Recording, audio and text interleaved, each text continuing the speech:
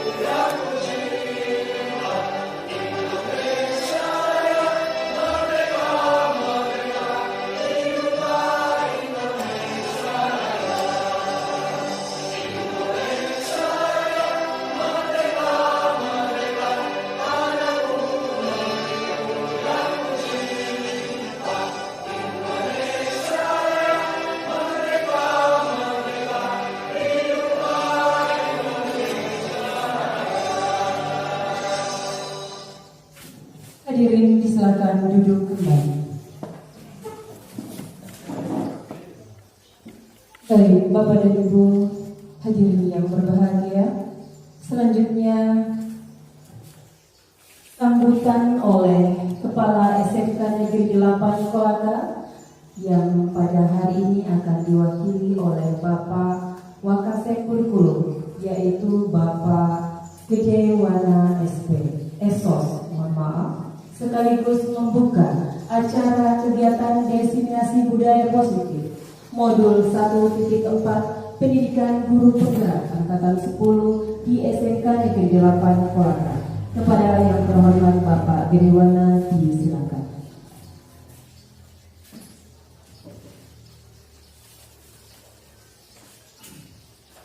Terima kasih.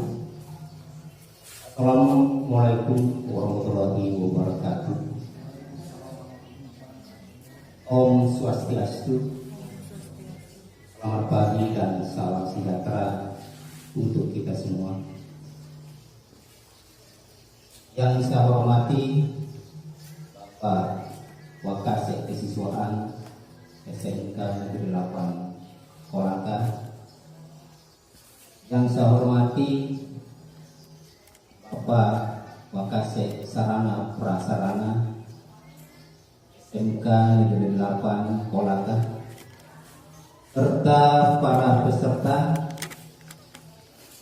yang sama-sama berbahagia.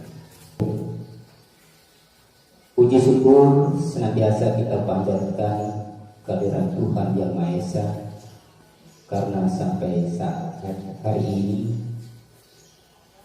kita semua masih diberikan kesehatan, kekuatan, kesempatan untuk dapat hadir di tempat ini dalam rangka diseminasi budaya positif SMK Negeri 8 Kolaka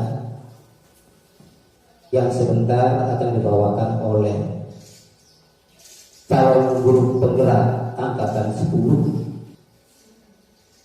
Dan melalui kesempatan ini saya menyampaikan permohonan maaf Bapak Kepala Sekolah SMK 8 Kolaka karena beliau tidak sempat hadir pada hari ini mengingat kondisi kesehatannya terganggu atau beliau dalam kondisi sakit, sehingga amanah untuk membuka acara ini diamanahkan kepada saya selaku Wakasek Kurikulum SMKN 8 Kolaka. Bapak Ibu guru peserta diseminasi budaya positif SMK Negeri 8 Kolaka yang saya hormati, bahwa menciptakan budaya positif di lingkungan sekolah itu merupakan hal yang sangat baik dan sangat penting, sehingga nantinya dapat memupuk generasi-generasi atau peserta didik kita menjadi orang-orang atau manusia yang memiliki perilaku sikap yang positif. Sehingga diseminasi ini perlu diadakan bagaimana sesungguhnya di jenjang pendidikan khususnya di SMK Negeri 8 Kolaka ini untuk dapat menumbuh kembangkan yang namanya budaya positif.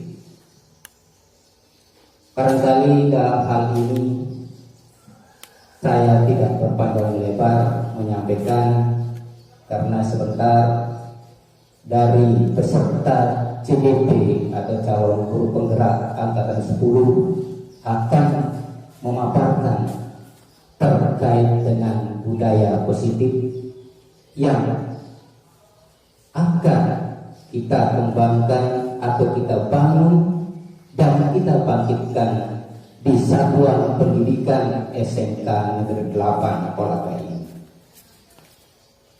Untuk itu saya pribadi dan juga organisasi satuan pendidikan SMK Negeri 8 Kolaka mengucapkan banyak terima kasih kepada calon guru penggerak yang tentunya dalam hal ini di SMK Negeri 8 Kolaka ini terdapat 3 calon guru penggerak yang masih dalam proses mengikuti kegiatan pembelajaran sebagai calon guru penggerak. Harapan kami semoga dengan hadirnya guru-guru penggerak ini, sekolah khususnya SMK Negeri 8 ini bisa lebih meningkat ke depan. Dan untuk itu maka pada kesempatan kali ini saya membuka secara resmi kegiatan diseminasi budaya positif dengan ucapan Bismillahirrahmanirrahim. Maka diseminasi budaya positif saya nyatakan dibuka dengan resmi.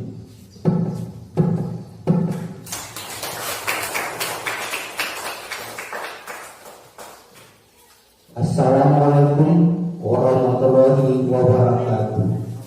Om Santi Santi Santi Om.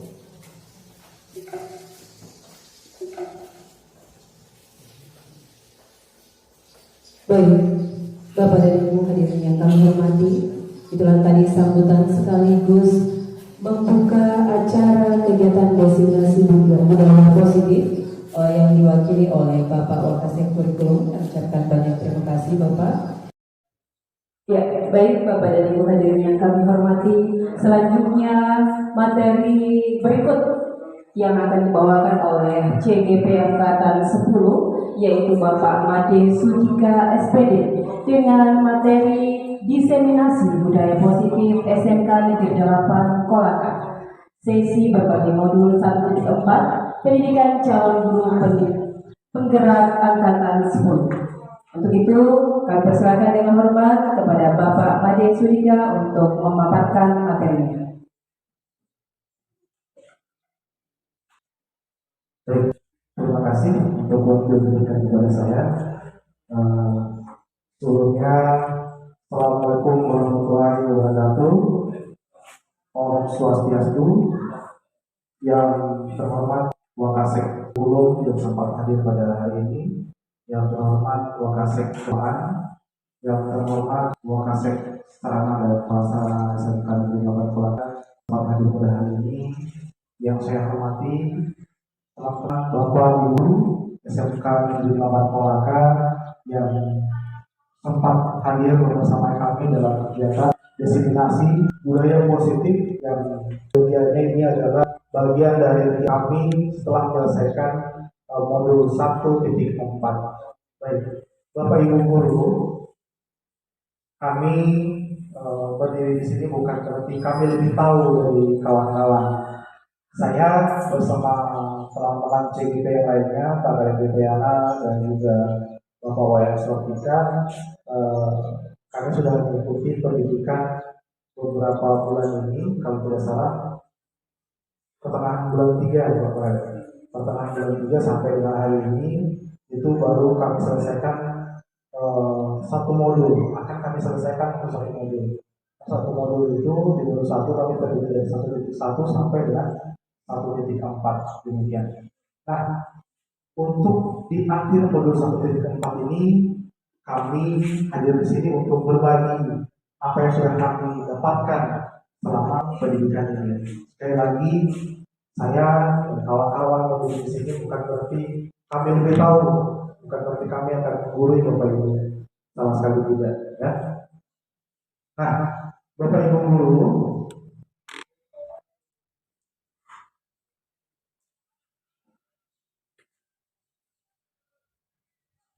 kita masuk pada filosofi pendidikan menurut Ki Hajar Dewantara. Nah, menurut Ki Hajar Dewantara bahwa pendidikan itu adalah tempat bersemainya benih-benih kebudayaan dalam masyarakat. Jadi anak-anak didik kita itu ibarat dalam pendidikan ini adalah ladang-ladang atau benih-benih pendidikan dalam sebuah ladang. Jadi kita guru-gurunya ini adalah para petaninya. Bagaimana kita mampu untuk merawat benih-benih ini untuk bisa tumbuh dan berkembang, kemudian bermanfaat bagi sekitarnya. Nah, Ki Hajar Dewantara memiliki keyakinan bahwa untuk menciptakan manusia Indonesia yang beradab, maka pendidikan menjadi salah satu kunci utama untuk mencapainya. Pendidikan dapat menjadi ruang berlatih dan bertumbuhnya nilai-nilai kemanusiaan yang dapat diteruskan dan diwariskan. Jadi salah satu hal yang dapat diwariskan bukan hanya harta, ya, bahwa hal yang paling utama dan tidak akan pernah habis untuk kita wariskan adalah ilmu dan pengetahuan itu sendiri. Jadi kalau nanti Bapak Ibu punya banyak anaknya mendapatkan ilmu yang luar biasa sekali. Kita masuk di latar belakang Bapak Ibu bahwa budaya positif itu merupakan perwujudan dari nilai-nilai kebajikan universal yang harus diterapkan di sekolah. Kenapa saya tekankan kata harus di sini? Karena nilai positif ini kalau kita tidak terapkan akan menjadi sesuatu yang sangat tidak baik bagi sekolah kita. Mungkin sekarang ini sudah budaya kita sudah punya budaya bagus, tapi alangkah bagusnya kalau hal ini lebih kita kembangkan kembali. Tujuan dari kegiatan ini Bapak Ibu mewujudkan budaya positif di sekolah melalui keyakinan kelas, kemudian membangun motivasi intrinsik, ya, motivasi dari dalam siswa itu sendiri, dari dalam dirinya, mewujudkan pembelajaran yang menyenangkan. Kemudian yang terakhir adalah mewujudkan pembelajaran yang berpihak kepada murid. Kenapa berpihak kepada murid? Nah, nanti kita akan bahas pada materi selanjutnya. Kita masuk pada materi inti.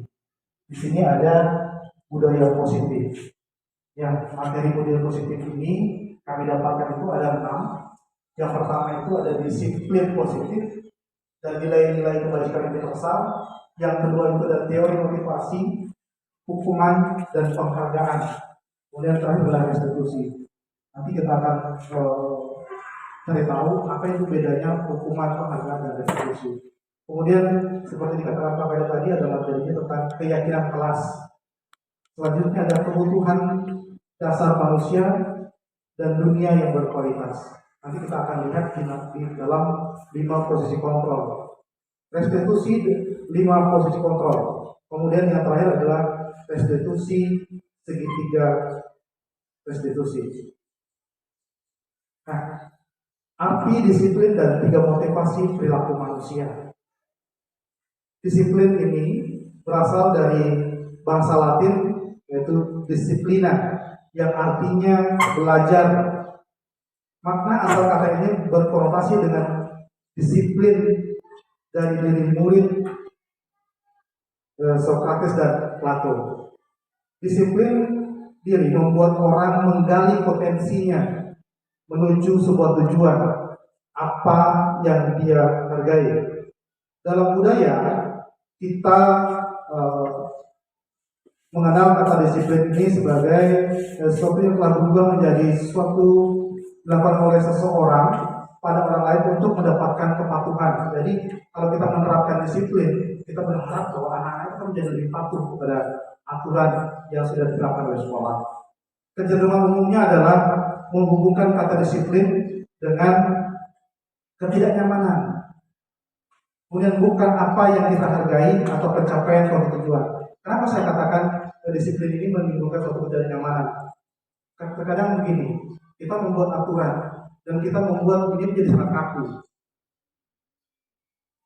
Karena anak-anak melanggar aturan itu, kita menerapkan posisi kontrol yang keliru terhadap pelanggaran yang dilakukan. Nah, ini akan menimbulkan ketidaknyamanan kepada peserta didik kita. Nanti kita akan bahas di 5 posisi kontrol. Ketika kita mendengar kata disiplin, nah, apa yang terbayang di mana Bapak Ibu? Apa yang terlintas di pikiran kita semua? Kebanyakan orang akan menghubungkan kata disiplin dengan tata tertib, sesuatu yang teratur dan kepatuhan yang ada peraturan. Kata disiplin juga sering dihubungkan dengan hukuman. Ya, kalau orang melakukan pelanggaran terhadap sebuah disiplin, dihukum. Padahal itu sesungguhnya berbeda. Karena belajar tentang disiplin tidak harus dengan memberikan hukuman. Justru ada salah satu alternatif terakhir kalau perlu tidak digunakan sama sekali. Jadi hukuman itu adalah alternatif terakhir. Kalau sama sekali 5 posisi kontrol yang lain memang sudah tidak bisa dilaksanakan. Kita lanjut pada teori motivasi, hukuman, dan penghargaan pada restitusi. Nah, Diana Gosson dalam bukunya Restructuring School Discipline menyatakan bahwa ada 3 motivasi perilaku manusia. Yang pertama itu adalah menghindari ketidaknyamanan atau hukuman. Ya, hukuman itu sesungguhnya menghadirkan sebuah ketidaknyamanan. Ini yang bersifat eksternal dan didorong oleh keinginan untuk menghindari konsekuensi negatif. Seorang anak melakukan sesuatu, misalnya hari ini dia tidak terlambat karena takut, justru lari 10 kali keliling lapangan. Bukan karena keinginannya sendiri, bukan karena tanggung jawab yang muncul dalam dirinya. Yang kedua, Motivasi yang kedua adalah mendapatkan imbalan atau penghargaan dari orang lain, juga eksternal. Ini juga bersifat eksternal karena imbalan itu berasal dari orang lain, di mana tindakan dilakukan untuk meraih pujian atau hadiah. Kemudian motivasi yang ketiga adalah menjadi orang yang mereka inginkan dan menghargai dirinya sendiri berdasarkan nilai-nilai yang diyakini yang bersifat internal dan memotivasi seseorang untuk berperilaku sesuai dengan prinsip dan keyakinan pribadi mereka. Ini mendorong disiplin yang positif. Tadi Pak Kadir sudah menyinggung ada keyakinan kelas. Nah, keyakinan kelas ini sendiri adalah serangkaian kesepakatan atau nilai-nilai prinsip pada aturan yang disepakati oleh guru dan siswa untuk menciptakan lingkungan belajar yang positif, produktif, dan harmonis. Konsep ini menekankan partisipasi aktif semua anggota kelas dalam membangun dan memelihara norma-norma perilaku yang mendukung pembelajaran dan hubungan yang dekat.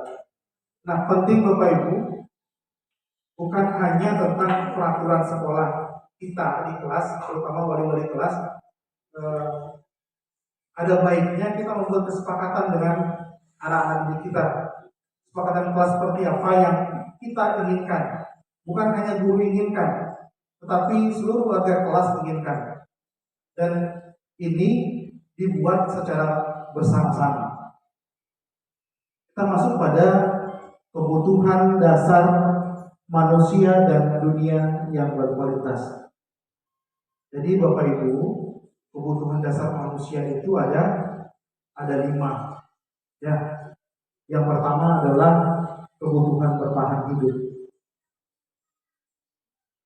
Kebutuhan bertahan hidup itu yang bagaimana? Bu Yani, kalau Ibu bertahan hidup itu dengan cara apa saja? Apa yang membuat Ibu bisa bertahan hidup?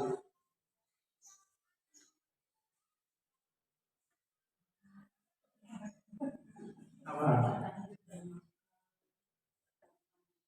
Oke, menurut saya hal yang harus dilakukan agar saya bisa bertahan hidup, pertama ya mencari dulu sumber penghasilan yang bisa saya pakai untuk memenuhi kebutuhan dasar saya seperti makan, minum, dan bertempat tinggal. Luar biasa ya. Ya. Kemudian selain makan untuk bisa bertahan hidup, kita harus memastikan juga bahwa lingkungan di sekitar kita itu menjadi sesuatu yang nyaman dan aman. Bagaimana kita bisa bertahan hidup? Oke, makan terpenuhi, perut kita kenyang, badan kita sehat dan kuat. Tetapi lingkungan kita tidak ada rasa nyaman dan aman. Bisa saja begitu kita keluar rumah langsung didor, mati. Ya kan? Yang kedua adalah kasih sayang dan merasa diterima. Ini yang sering terabaikan. Anak-anak kita di kelas kita selalu suguhi dengan aturan. Seperti dikatakan Pak Kadut tadi, kita harus tahu mereka melakukan sesuatu itu pasti ada penyebabnya. Pasti ada hal yang melatar belakangi mereka melakukan hal tersebut. Bisa saja di rumah ada kesibukan lain, atau saya pernah dapati anak yang memang bukan di sekolah sini. Dia memang butuh kasih sayang. Dia memang butuh perhatian. Memang dia mungkin karena dibully dan sebagainya, dia merasa kurang diterima di lingkungannya. Jadi kebutuhan dasar manusia yang kedua adalah kasih sayang dan rasa diterima. Yang ketiga adalah kebebasan. Yang keempat kesenangan, dan yang kelima adalah penguasaan. Nah, dari seluruh tindakan manusia ini bertujuan untuk memenuhi 5 kebutuhan dasar. Jadi bertahan hidup, kasih sayang, dan rasa diterima, kebebasan, kesenangan, dan penguasaan. Ketika seseorang melakukan tindakan negatif, itu karena mereka gagal memenuhi salah satu kebutuhan ini. Jadi kalau dari 5 kebutuhan ini, salah satu saja yang mereka tidak dapatkan, ada kemungkinan mereka akan melakukan hal yang negatif. ukuran kasih sayang, kira-kira apa yang akan mereka lakukan? Pertama bisa jadi mereka mengurung diri, menjauhi lingkungan. Kemudian hal negatif lainnya adalah menyakiti diri sendiri. Bisa jadi. Nah, kebutuhan bertahan hidup ini mencapai aspek fisiologis seperti makanan dan keamanan, seperti saya katakan tadi. Kebutuhan kasih sayang melibatkan hubungan sosial dan rasa diterima. Kebutuhan penguasaan terkait dengan pencapaian dan pengakuan atas kemampuan. Jadi penting memang bagi kita memberikan sebuah pengakuan kepada anak-anak, memberikan apresiasi. Jangan ketika mereka hanya salah saja baru dihukum dan sebagainya. Ketika mereka melakukan hal yang positif, mereka melakukan sesuatu yang berhasilan, kita lupa memberikan apresiasi kepada mereka. Nah, kebutuhan kebebasan meliputi otonomi dan pilihan. Jadi terkadang inilah yang kita masukkan dalam seperti yang kita tadi, kesepakatan kelas. Mereka bebas melakukan pilihan-pilihan, membuat kesepakatan. Jadi kita harus memberikan ruang itu kepada mereka. Sementara kebutuhan kesenangan terkait dengan mencari kesenangan dan bermain. Kita biasanya fokus untuk materi kita selesai. Kita fokus dengan KD ini harus tuntas. Tanpa pernah mencoba untuk yuk kita bermain, yuk kita membuat suasana yang lain. Mungkin belajar di luar ruangan atau belajar sambil bermain. Seperti itu. Nah, misalnya ini ada contoh kasus. Jika Doni mencuri bekal temannya karena lapar, dia memenuhi kebutuhan bertahan hidup. Jika untuk mendapatkan perhatian, dia memenuhi kebutuhan kasih sayang. Jika untuk merasa berkuasa, kebutuhan penguasaan.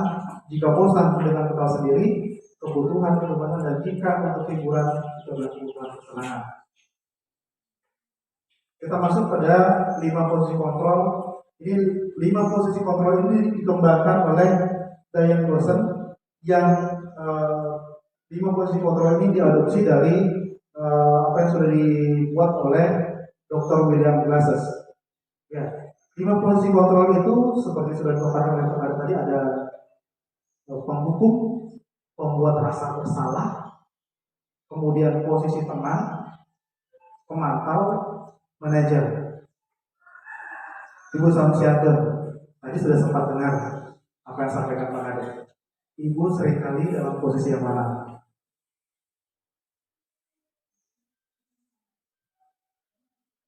Lima posisi kontrol ini kan ada penghukum, pembuat rasa bersalah, ada teman, pemantau, dan manajer.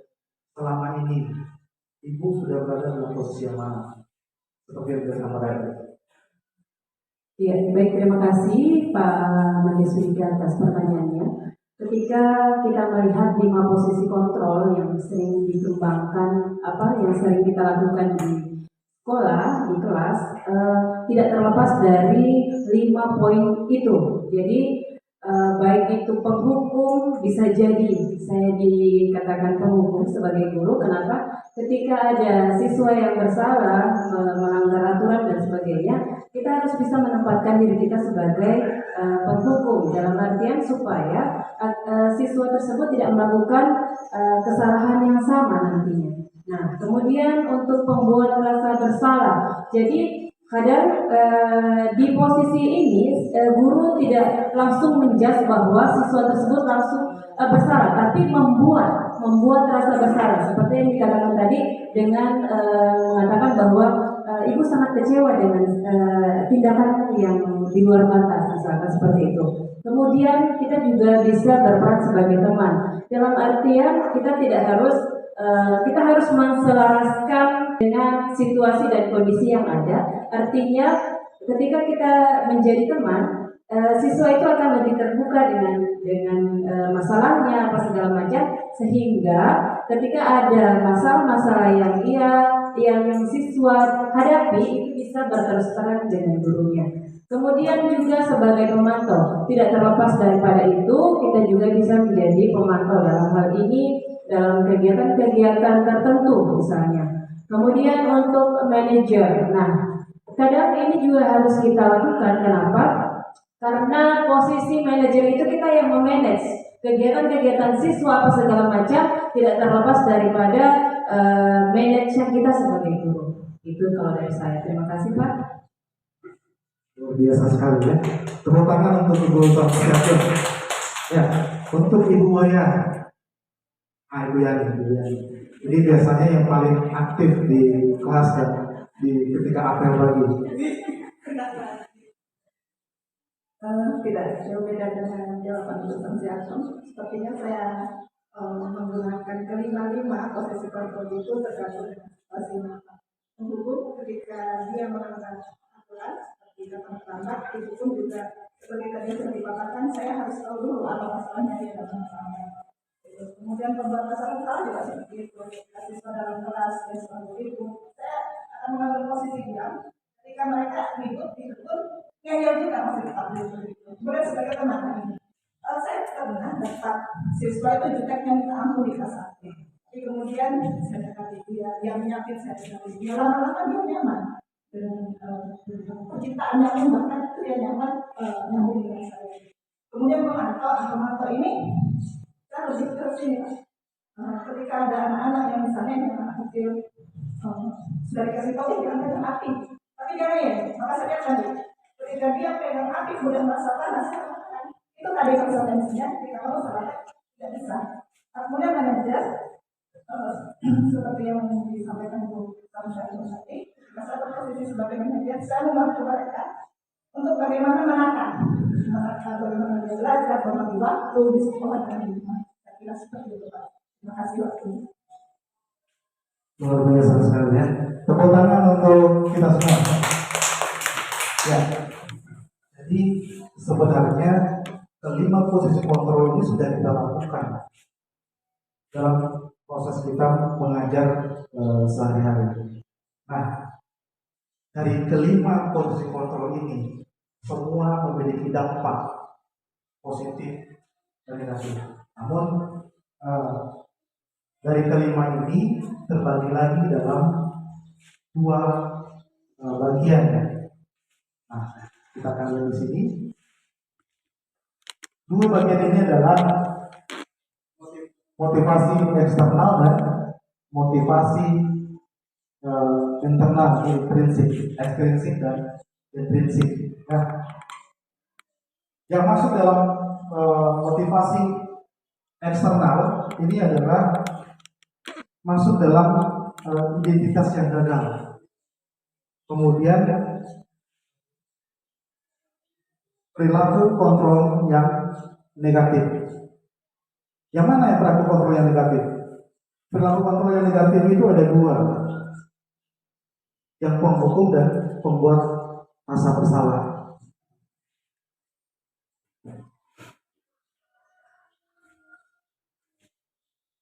Nah, pada posisi menghukum, guru apa yang diperbuat oleh guru? Guru di sini menghardik, menunjuk-nunjuk, kemudian menyakiti, menyindir. Ya, apa yang dikatakan oleh guru? Kalau kamu tidak melakukan, saya akan menghukum kamu, atau kamu akan saya berikan tugas dari itu. Kemudian apa hasilnya? Hasilnya adalah anak-anak akan menjadi pemberontak. Setelah kita hukum, pasti dia dendam sama kita. Kemudian bisa jadi dia akan menyalahkan orang lain atas tindakan salahnya itu.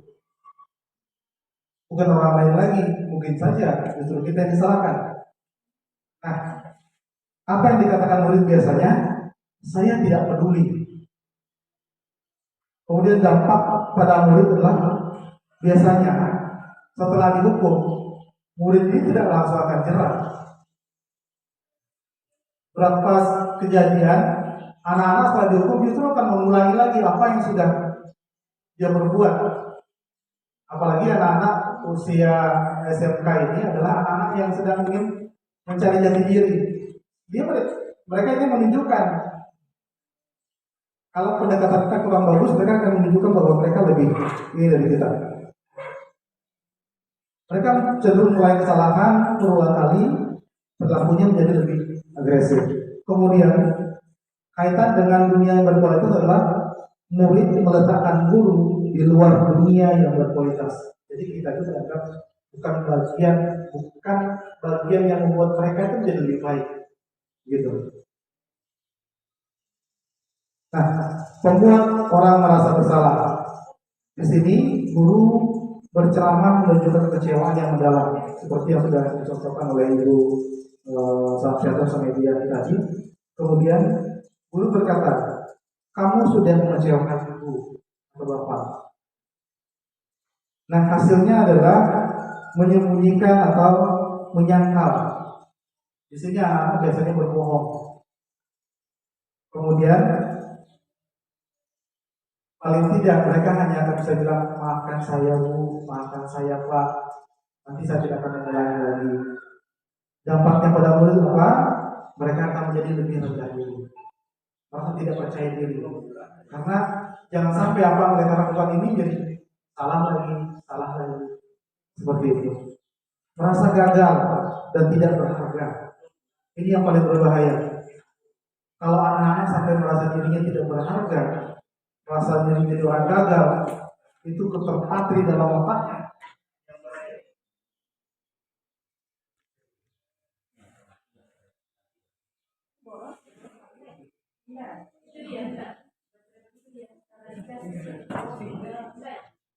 Oh, ini yang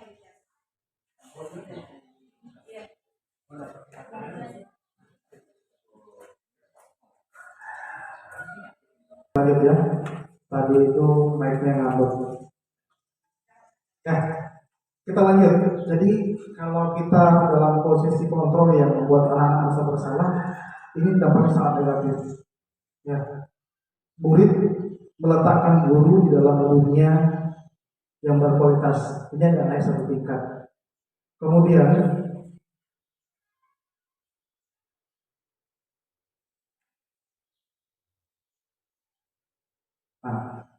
posisi kontrol yang positif. Ini tadi ada posisi kontrol negatif, sekarang ada posisi kontrol yang positif. Tapi ini masih dalam ranah motivasi yang berasal dari luar. Nah, posisi kontrol yang positif itu ada teman dan pemantau. Posisi teman, guru biasanya membuat alasan-alasan untuk murid-muridnya. Jadi kalau ada siswa yang terlambat, misalnya, kenapa lagi terlambat? Wah, begini, ya sudah masuk sana. Nanti bapak yang minta sama guru pikir, ya pak, terima kasih pak. Nah, biasanya bapak ibu, anak-anak seperti ini dia akan tergantung sama kita. Dia akan hanya tergantung sama kita. Dia akan merasa nyaman ketika hanya ada kita. Dan parahnya lagi, dia akan mau belajar hanya kalau di mata pelajaran kita. Itu kalau di SMP dan SMA SMK. Nah, dalam posisi ini hasilnya ini siswanya akan tergantung sama kita. Hasilnya adalah murid meletakkan guru sebagai orang penting di dalam dunia berkualitas dalam kehidupannya dia. Kita dalam posisi orang yang penting menurut mereka. Lanjut kepada posisi pemantau. Di sini guru menghitung dan mengukur. Biasanya kalau ada siswa yang melanggar, guru akan bertanya, kamu masih ingat apa peraturannya? Kemudian apa konsekuensinya? Seperti dikatakan Bu Sabsyato tadi sama Bu Yani bahwa kalau di sini kita lebih banyak mengingatkan siswa pada peraturan dan apa konsekuensinya. Aturannya apa? Kamu melanggar ini, apa konsekuensinya? Sudah tahu kan? Seperti itu. Nah, dalam posisi ini murid meletakkan guru sebagai peraturan. Kita dilihatnya kalau ketemu seorang ibu guru itu pasti akan begini, aku udah ke sana. Biasanya aturannya, gitu. Nah, lanjut kepada yang terakhir. Ini adalah posisi kontrol yang berasal dari dalam diri siswa itu sendiri. Dengan begini, dengan menerapkan posisi kontrol diri ini yang disebut dengan posisi manajer, guru biasanya mengajukan pertanyaan-pertanyaan yang mengarahkan siswa menemukan jati dirinya. Biasanya guru-guru seperti ini akan menyampaikan pertanyaan, apa yang sudah kau yakini? Apakah kamu meyakini hal tersebut? Kalau kamu meyakininya, maukah kamu memperbaikinya? Kalau kamu memperbaikinya, jadi kira-kira hal tersebut akan menggambarkan apa tentang dirimu. Jadi guru mengarahkan anak-anak ketika melakukan pelanggaran itu membuat sebuah cerminan orang-orang yang baik dan luar biasa untuk menjadi pedoman dalam hidupnya.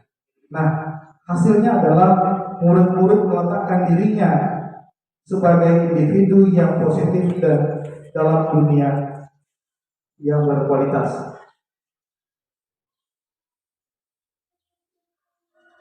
Selanjutnya, materi kita yang terakhir adalah segitiga restitusi. Nah, restitusi ini dikembangkan oleh Diane Wilson dengan berlandaskan pada teori kontrol dari Dr. William Glasser. Segitiga restitusi adalah sebuah proses dialog yang dijalankan oleh guru atau orang tua untuk menghasilkan murid yang mandiri dan bertanggung jawab. Jadi segitiga restitusi itu adalah proses dialog.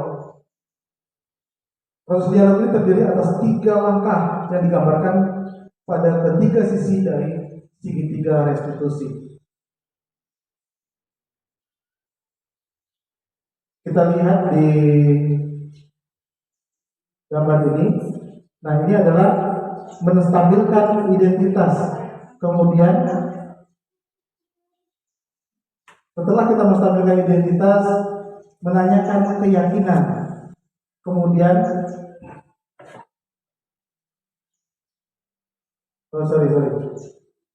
menstabilkan identitas, memvalidasi tindakan yang salah, baru yang terakhir adalah menanyakan keyakinan.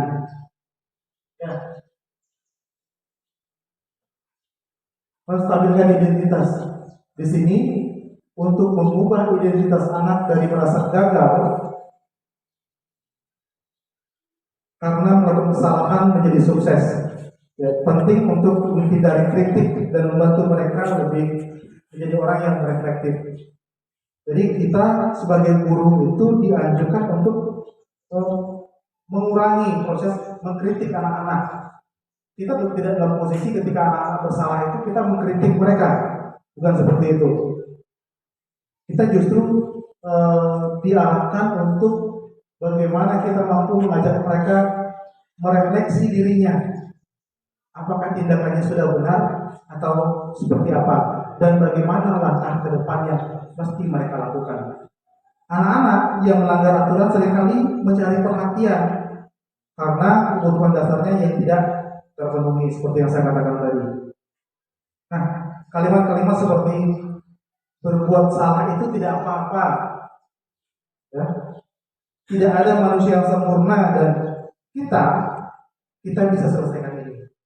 Ini dapat menenangkan anak dan membuat mereka lebih kooperatif ketika kita bertanya saat mereka melakukan kesalahan. Ketika anak merasa emosional, mereka tidak bisa berpikir, sehingga penting untuk menstabilkan emosi mereka sebelum mencari solusi. Rasa bersalah ini biasanya menguras energinya. Jadi pembuat rasa bersalah seperti saya katakan tadi ini yang fatal akibatnya. Ini bisa menguras energi anak, menciptakan identitas yang kegagalan, kemudian membuat anak terperangkap di masa lalu. Oleh karena itu, fokus pada solusi dan perubahan positif adalah kunci untuk membantu anak belajar dan mengatasi masalahnya. Jadi ketika anak-anak mengalami masalah, kita sebaiknya itu fokus pada mencari solusi atas apa yang sudah mereka lakukan dan memberikan dukungan-dukungan positif, bukan menghakimi, bukan mengkritik, apalagi memberikan hukuman. Kemudian validasi tindakan yang salah. Setiap tindakan manusia itu tentu memiliki tujuan, seperti tindakan kemarin tadi. Anak-anak ketika melakukan kesalahan tidak murni bahwa itu adalah sesuatu yang disengaja. Kita harus cari tahu dulu kenapa mereka melakukan hal itu. Tidak mesti mereka salah langsung kita hukum. Kalau Ibu Samsiatun tadi mengatakan lebih kepada pendekatannya lebih kepada posisi kontrol teman, karena dengan begitu anak-anak menjadi lebih terbuka atas permasalahan yang mereka lakukan. Bahkan Ibu Yani tadi mengatakan bahkan dengan permasalahan percintaannya pun dia ceritakan, ya seperti itu. Yang terakhir adalah menanyakan keyakinan. Teori kontrol menanyakan keyakinan, motivasi kita bersifat ini internal.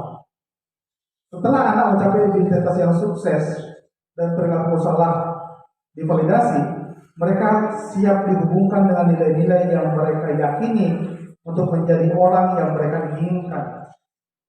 Pertanyaan seperti apa yang kita percaya sebagai kelas dan keluarga? Biasanya anak-anak akan bilang, saya mestinya lebih menghargai orang lain, saya mestinya lebih bersabar dan sebagainya. Kemudian kamu menjadi orang yang seperti apa? Saya setelah ini akan menjadi orang yang lebih sabar, lebih menghargai orang lain, lebih terbuka dan sebagainya. Nah, hal ini membantu menghubungkan keyakinan anak dengan nilai-nilai bersama. Jadi anak-anak sering ingin menjadi sukses, bertanggung jawab, atau bisa dipercaya, tetapi tidak tahu caranya. Nah, tugas kita untuk menuntun mereka menuju tujuan yang diinginkan. Guru dapat membantu mereka dengan mengklarifikasi gambaran orang yang mereka inginkan dan menjadi fokus pada gambaran tersebut. Demikian Bapak Ibu, materi yang sempat bisa saya bawakan pada hari ini. Tadi sudah kita dengarkan bersama Bapak. Jadi saya ingin kita sama apa yang sudah kita dengarkan bersama, kita menjadi apa yang kita sudah tangkap dari apa yang sudah saya dan kawan-kawan sampaikan. Saya akan mulai dari Ibu Erliana. Luar biasa sekali ya apa yang sampaikan oleh Ibu Erliana, bahwa kita itu fokus kita murid dan murid. Ya, Bapak ada yang sejatinya. Iya, terima kasih sebelumnya. Jadi untuk Bapak JGBC Angkatan 10 yang sudah memaparkan materinya, tadi saya mendengar terkait manajer. Di situ adalah poin penting dari materi ini, yang dimana kita sebagai guru harus melakukan kesepakatan kepada para siswa-siswi agar bagaimana caranya ke depan, apa keluh kesah dari murid maupun guru itu kita bisa cerna bersama dan mencari inti konkretnya. Karena kalau kita sebagai guru cuma hanya mengajar dan mengajar, kita tidak akan tahu bagaimana caranya untuk mendidik seorang murid itu ke depan agar menjadi murid yang kita inginkan bersama. Jadi mungkin itu saja pemahaman yang bisa saya berikan. Saya kembalikan lagi kepada Bapak Made Seketika. Terima kasih. Terima kasih Pak Kadek Sedianya, dari mana tadi bagian dari 5 proses kontrol, yaitu bagian kontrol manajer, bahwa kita harus lebih peka terhadap murid. Kita tidak harus dalam posisi memberikan hukuman dan sebagainya, tapi bagaimana kita mengajak murid itu menemukan jati dirinya. Begitu Pak Nadia. Selanjutnya Bapak Mustaqim SPD. Nah, selama kegiatan dari tadi pagi ini Pak, kurang lebih 1 jam, apa yang bisa Bapak sampaikan terkait materi-materi yang sudah dipaparkan? Terima kasih. Yang mana tadi ada 3 hari ini, yaitu dari Pak Kadir sendiri, Bapak Balis Ketiga, habis itu Pak Ketiga, semuanya materinya luar biasa. Yang mana saya juga sebenarnya baru dengan ilmu ini, dan walaupun juga mungkin di kesehatan kita di dalam pendidikan kita sudah sempat lakukan, namun lagi-lagi kita tidak sadari sesungguhnya apa yang kita lakukan itu ada yang positif dan ada yang negatif. Namun dengan adanya kegiatan ini, maka akhirnya saya bisa sedikit paham dengan apa yang kita lakukan, yang mana dengan pemberitahuan semua terpatok pada siswa. Semua diajukan apa yang kita lakukan selalu untuk memajukan siswa. Kalau tadi sudah dijelaskan sanksi, saya itu apa hukuman itu kita tidak boleh sepihak. Yang mana tidak memberikan hukuman atau sanksi itu selalu dilakukan kesepakatan dengan siswa di dahulu.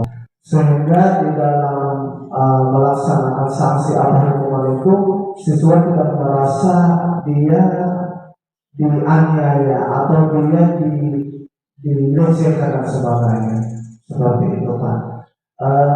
Dan yang saya katakan pula selama tadi tentang bagaimana cara manage di dalam pendidikan dalam ruang kelas.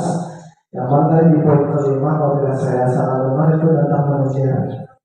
Manajer yang mana kita guru itu dianjurkan sebagai manajer, yang mana manajer itu ya pastinya kita ada BWC-nya.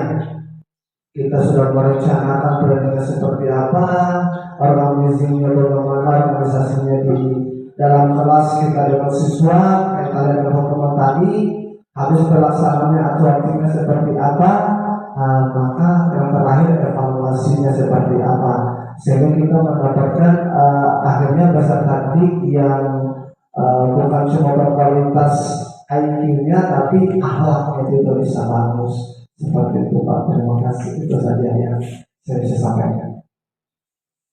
Luar biasa sekali ya Pak Mustaqim. Jadi apapun yang kita lakukan terhadap siswa semuanya adalah berdasarkan kesepakatan ya. Tidak ujung-ujung kita hukum memberikan sanksi, tapi yang penting adalah yang akhir bukan masalah hukuman dan sanksinya, tapi bagaimana kita bisa memanage kita supaya mereka menemukan jati dirinya.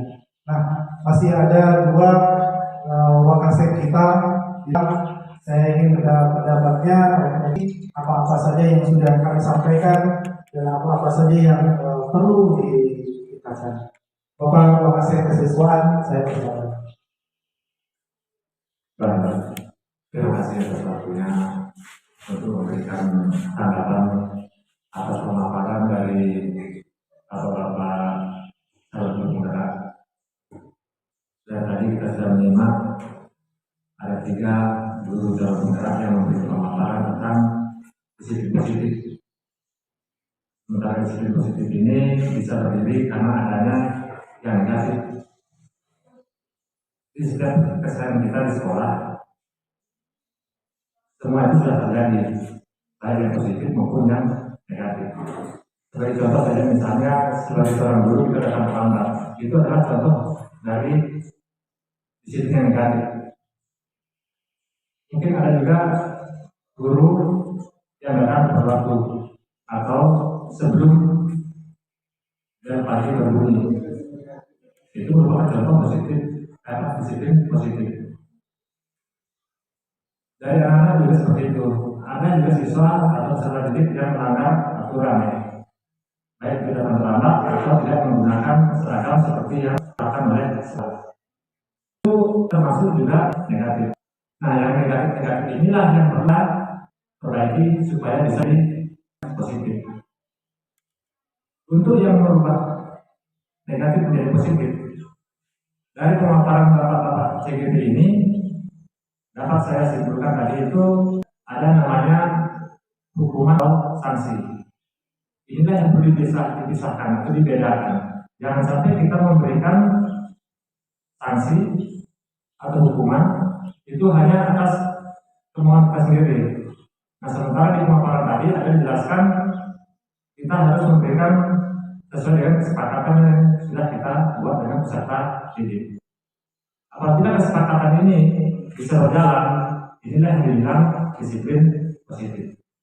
Jadi dengan adanya pemaparan tadi, semoga kita semua bisa menerapkan disiplin positif yang berkelanjutan di SMK Negeri 8 Kolaka. Terima kasih kepada Bapak penggerak yang sudah dengan pemaparan ini apa yang dilakukan di sekolah ini. Terima kasih. Terima kasih Bapak Wakasek. Saya dapat